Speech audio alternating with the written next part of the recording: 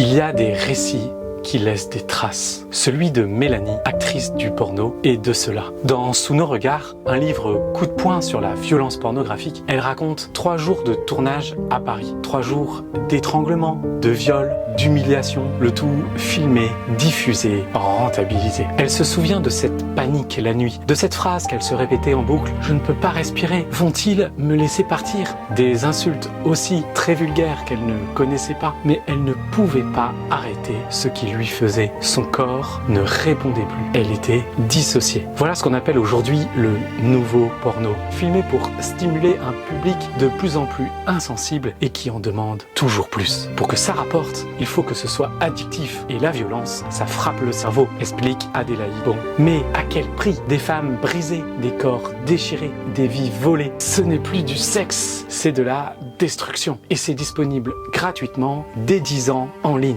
L'historienne Christelle Tarot alerte. Cette violence n'est plus marginale, elle est devenue la norme, elle éduque nos enfants. Et aujourd'hui, des jeunes filles demandent: est-ce normal d'avoir mal? Est-ce normal d'être frappé, étranglé, insulté? Non, ce n'est pas normal. Ce n'est pas de la liberté sexuelle, ni de la liberté tout court. C'est un système de haine, de domination, de profit sur la souffrance des autres.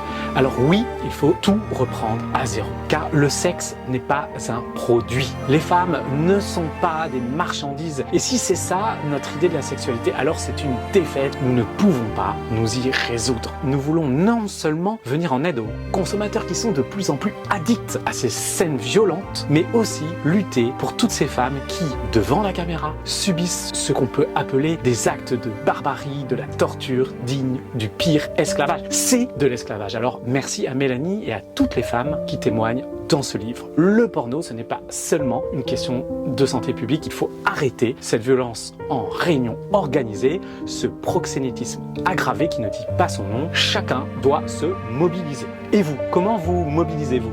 Venez en parler avec nous sur le chat de sosporno.net.